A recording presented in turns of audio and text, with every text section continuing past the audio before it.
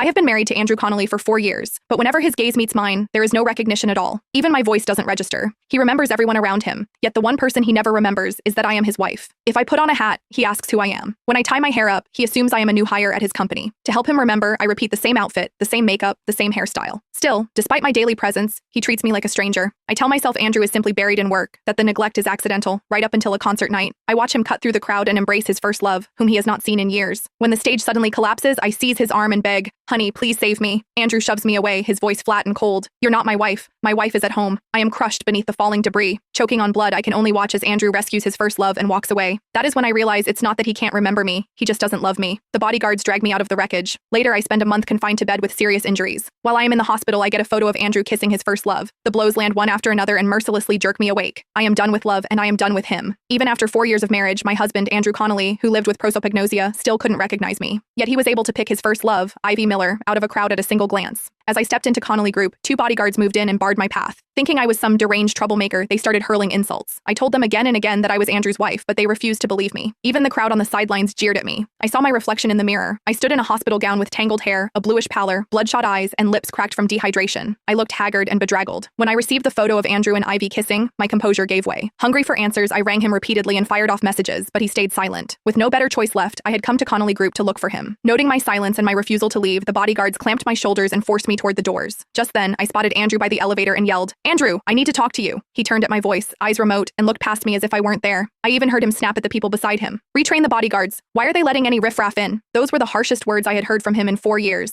My heart iced over, and whatever hope I still carried for him vanished. The bodyguards hauled me away and dumped me on the floor. As I laughed in anger, my laugh gave way to tears. Brenda Fields, Andrew's assistant, hurried over and helped me up. "What brings you here, Ms. Whalen? If it's not urgent, please don't come to the office. No one here knows you, and your sudden visits put us in a bind," she said, reproach creeping into her voice. Andrew was usually unkind to me, and Brenda naturally followed suit. She led me to the car while I was hollow and unmoored. I hadn't managed a word before Andrew laid into me. "What stunt are you pulling? Did you come to my office in a hospital gown just to embarrass me?" Reporters snapped photos and ran it as an entertainment piece. He swept me from head to toe with a look of disgust and snapped, "You know I can't recognize you because of my prosopagnosia, and you still turned up looking like this?" I could only stare at him. The things I meant to say caught in my throat. Andrew rubbed his brow, impatience undisguised, and continued, "Everyone's wondering who you are. To keep it from reflecting on Connolly Group, you'll put out a statement explaining who you are, but don't say you're my wife." The implication was clear. I was to pacify the public with an excuse while denying our marriage. I scoffed to myself at being treated like a walking blight. I took a deep breath, pulled up the kissing photo on my phone, and held it toward Andrew. "Who is she?" He glanced at it. A flicker of panic crossed his eyes before he said coolly, "A friend." I kept my voice from shaking. "Do friends need to kiss?" "She's a Fomorian. That's how they greet," he said, deadpan. I laughed bitterly and pressed the point. "You have prosopagnosia. Tens of thousands filled that concert, and she was in plain black. So how could you spot her right away?" There was a beat of silence before Andrew said,